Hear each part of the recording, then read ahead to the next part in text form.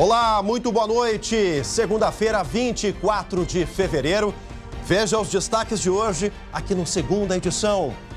Folia de um lado, violência de outro. Por 2 noites seguidas, a alegria do carnaval termina em confusão aqui na capital.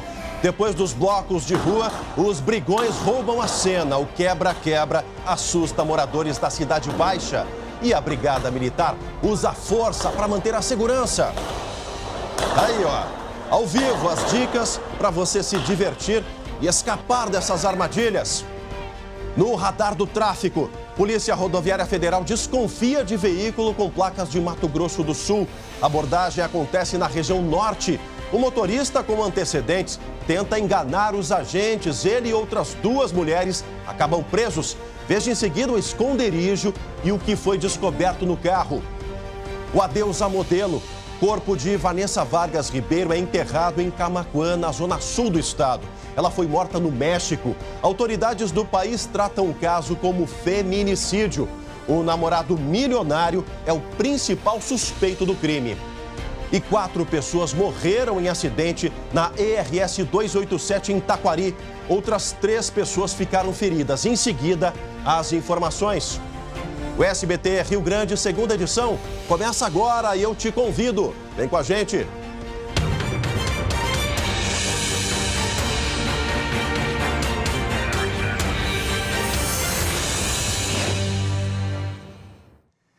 E a gente começa a Segunda Edição de hoje falando sobre os 2 lados do Carnaval de Rua de Porto Alegre. Tem 2 lados, gente.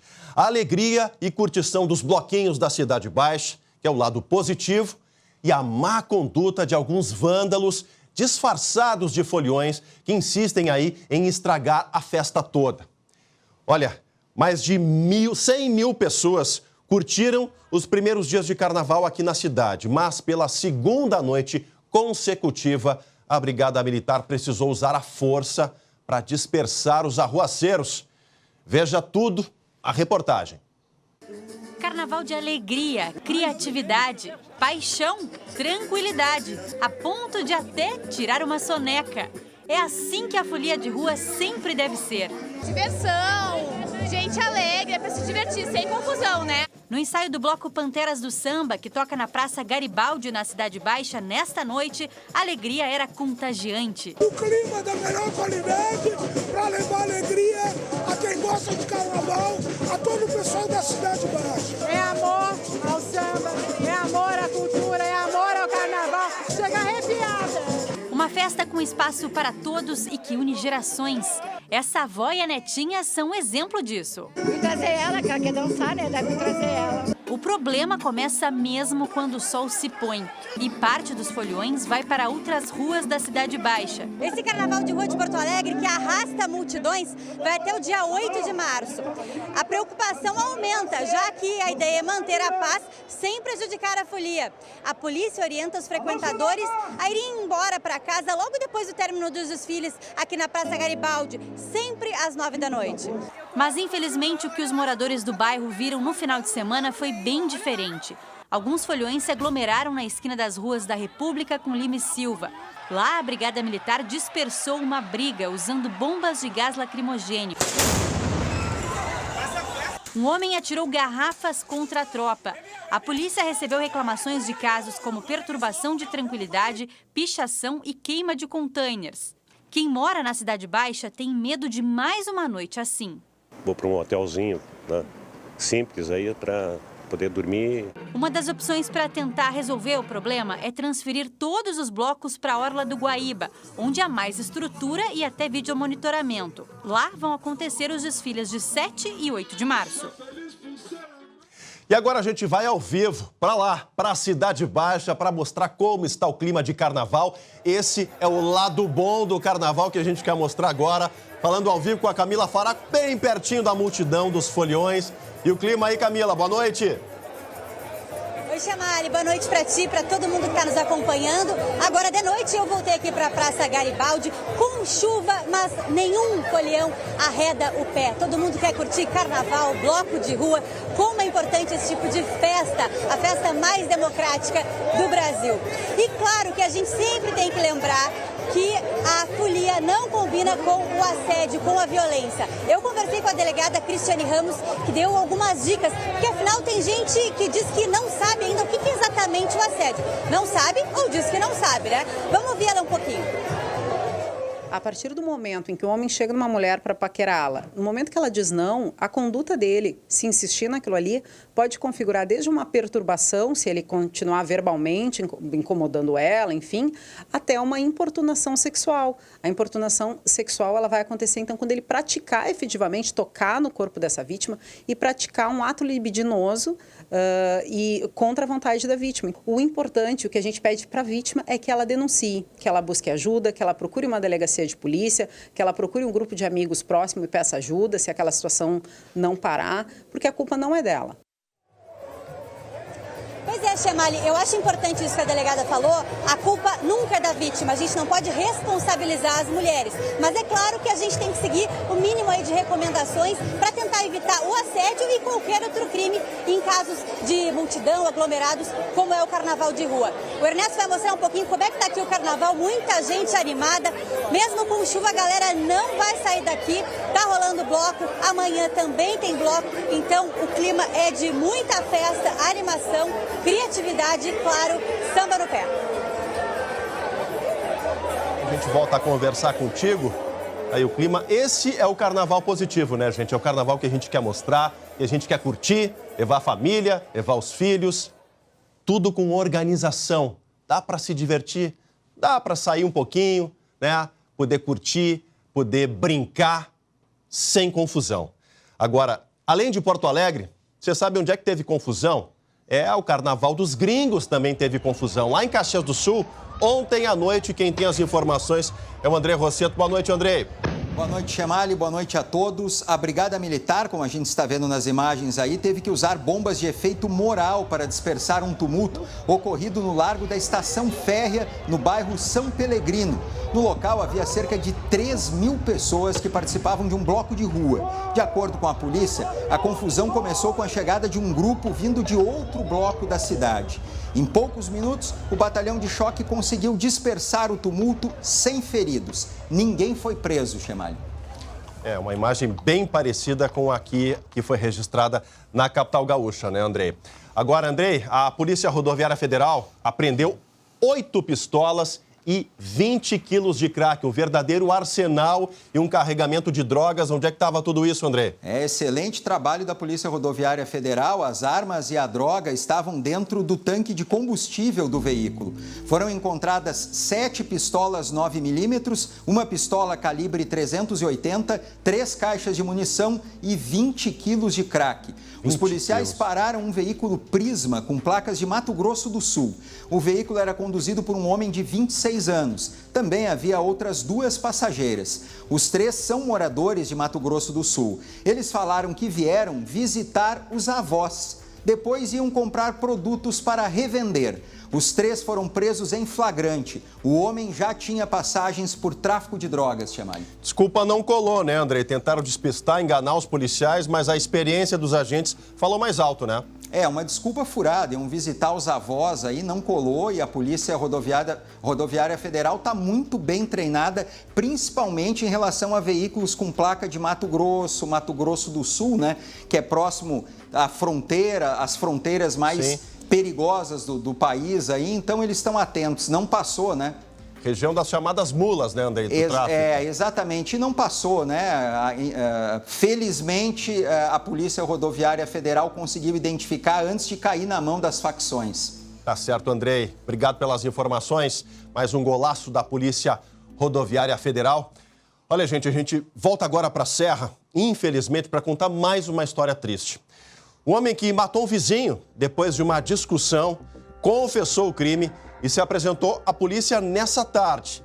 Já é o 5º homicídio registrado só em 2020 na cidade de Bento Gonçalves, na tela do Segunda Edição.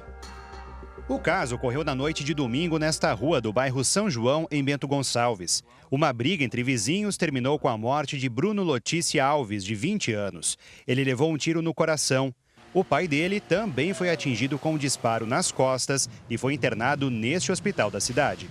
De acordo com testemunhas, a briga entre vizinhos durava mais de um ano com provocações dos dois lados. Ontem, momentos antes do crime, familiares de Bruno chamaram a polícia militar após uma discussão com moradores dessa casa. O autor dos disparos esperou a saída da polícia e, na sequência, cometeu o crime. Quando meu irmão subiu lá para trancar o carro, ele atirou. E daí meu irmão desceu até meu pai e pediu para não deixar ele morrer. Era briga entre vizinhos, né? Eles já vinham ameaçando, os vizinhos já vinham ameaçando, aí foi sido tirado satisfação e gerou numa briga. Aí foi feito o boletim de ocorrência, tudo, e tinha acalmado. Aí ontem deu nisso tudo. Bruno morava com os pais e irmãos na casa há pouco mais de 2 anos. O carro dele também teve os vidros e faróis quebrados. Com esse caso, Bento Gonçalves já chega a 5 mortes violentas registradas desde o início do ano.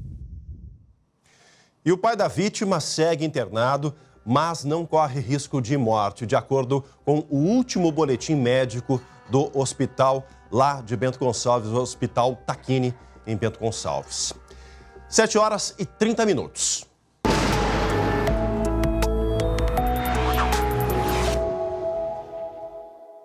A segunda-feira de carnaval foi de pancadas de chuvas isoladas nas regiões norte e nordeste aqui do estado. Aqui na capital também. Acabou de cair uma chuvinha, né? O tempo fechou de repente, só que essa imagem é de Gramado, na Serra Gaúcha, gente, onde caiu granizo no final da tarde de hoje. A chuva ficou bem forte, se intensificou por volta das 5h30 da tarde e aí predominou por cerca de 10 minutos lá em Gramado, inclusive com queda de granizo. Olha só a calçada, o asfalto ali, tudo branquinho, tudo tomado pelas pedras de granizo. Não se tem notícia aí de casas destelhadas, algo mais forte. Realmente uma pancada de verão, como é característica para essa época. Vamos dar uma olhada agora nos mapas aqui da previsão do tempo. A gente tem um mapa aqui agora. Vamos começar pela região da fronteira, lá Uruguaiana. 18 graus de mínima, 33 fez de máxima, agora já deve ter caído bastante a temperatura. Santa Rosa também, 32 graus a máxima para amanhã. Santa Maria, 33 graus, né, no centro do estado, sempre a região mais quente do Rio Grande do Sul. São Lourenço, 32 graus de máxima. E Capão da Canoa e Torres, 32 em Capão, 28 graus de máxima em Torres. A previsão os termômetros para essa terça-feira de carnaval ainda, né? Amanhã é o feriado de carnaval, por isso a gente vem para Porto Alegre, né? A previsão para essa terça-feira, olha só, 33 também deve fazer um calorão como fez hoje. Hoje no início da tarde, mais para o meio da tarde, realmente estava bastante quente aqui em Porto Alegre. Previsão de algumas pancadas de chuva para amanhã, né, para dar uma refrescada para os foliões do carnaval. Na quarta-feira, a máxima fica em 28 graus, tempo mais encoberto. Na quinta, mesma temperatura máxima, 28 graus, sol entre nuvens. E já na sexta-feira aqui em Porto Alegre, o sol volta a brilhar com mais força, 30 graus na capital dos gaúchos.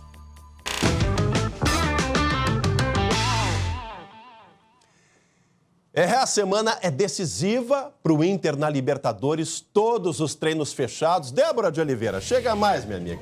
Débora de Oliveira. Olha, Marcelo Chemali, eu quero te dizer que estou ansiosa para essa semana importantíssima para os colorados.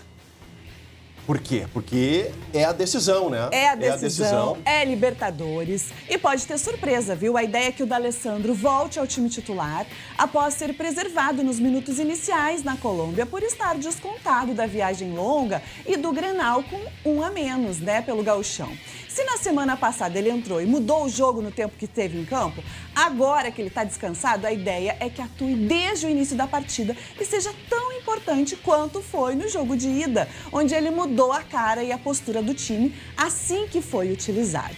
A dúvida é quem sai, né? O mais provável é que seja Marcos Guilherme, que entrou no lugar dele, mas também existe a possibilidade de ser recuado novamente para o meio-campo, né? E ser o principal articulador das jogadas. E aí fica a dúvida de quem o treinador pode utilizar para sair, né, desse time aí do Internacional. Bom, o Inter está focado nesse jogo, todos os treinamentos fechados, o Moisés deve voltar ao time, mas também existe a preocupação tricolor, viu, Chemali? Tem que mudar a estratégia, tem que mexer rápido, né? O que está acontecendo com o time do Renato? O alerta foi dado sábado, né, Débora? O alerta foi dado sábado, foi uma grande frustração lá em Caxias, né? Porque ninguém imaginava, ninguém no Grêmio imaginava que o time de Renato não conseguiria vencer esse primeiro turno do Gauchão. É um time, não desmerecendo essa conquista do Caxias, para mim, Caxias foi muito merecedor, fez uma das campanhas mais importantes aí de um clube do interior, de ponta a ponta, nessa primeira fase, liderando e também fazendo jogos consistentes e sendo merecedor da vitória. Mas acho que no caso do Grêmio, por ter todo um respaldo muito maior, né? Folha salarial do Grêmio é infinitamente maior que a do Caxias. Um jogador do Grêmio ganha mais do que toda a folha do Caxias, se a gente escolher um ou outro ali do elenco que a gente Contratações de peso no começo da temporada, né? Exatamente. Então, foi surpresa e aí vai ter que sim mudar toda a estratégia. Porque o Grêmio, agora que teria uma tranquilidade na segunda fase, vai ter que jogar 8 jogos em 25 dias. Uma média de um jogo a cada 3 dias. E sábado tem o Juventude, 7 da noite na Arena, e domingo, 11 da manhã, já viajam em voo fretado para a Colômbia para enfrentar o América de Cali, terça-feira, 9h30 da noite, na estreia da Libertadores. Chamai. Tá certo, a gente se fala amanhã, então. Combinado. Então tá, até mais. Olha, gente, depois da Débora, tem um recadinho muito especial para a torcida colorada. Já pensou aí em assistir o seu time com o D'Alessandro e todos os seus ídolos em um lugar garantido nas partidas? Então seja um colorado de coração e aproveite a estrutura do Coração do Gigante, um espaço diferenciado do Beira-Rio, com posição privilegiada e uma cadeira confortável, personalizada com teu nome. E tem mais! Colorado de coração se emociona de perto e curte todos os lances pertinho do campo. Também tem acesso ao lounge para ter uma experiência super descontraída no intervalo e acesso ao Espaço Kids para os coloradinhos e toda a estrutura de serviços do Coração do Gigante. Curtiu? Então não perde tempo. Vá até o Beira-Rio e garanta sua cadeira na loja ao lado do Portão 4. Acesse o site coraçãodogigante.com.br ou ligue 3392.000. A gente volta em seguidinha. Com esses destaques, a despedida, a modelo gaúcha morta no México. A suspeita é que ela tenha sido jogada de um prédio pelo companheiro. E também as informações sobre a morte de 6 pessoas em 2 acidentes hoje à tarde aqui no estado. A gente volta já já. Voltamos ao vivo com a segunda edição para todo o nosso estado. Essa é uma história triste, uma história que acompanhamos há 23 dias. Foi enterrado hoje à tarde, em Camaquã, aqui na Zona Sul, o corpo da modelo gaúcha morta no México. Chegou hoje ao estado. O namorado dela é o principal suspeito do crime. O desespero de uma mãe. Maria precisou ser amparada por familiares. O corpo de Vanessa Vargas Ribeiro foi velado em Camaquã, a 130 quilômetros de Porto Alegre, terra natal da modelo de 33 anos. O governo mexicano pagou pelo translado até o Rio Grande do Sul. Foram 23 dias de espera e agonia. Um sofrimento de 23 dias. 23 dias de tortura. De tortura que vem hoje, vem amanhã, vem depois. Eu quero que me ajude.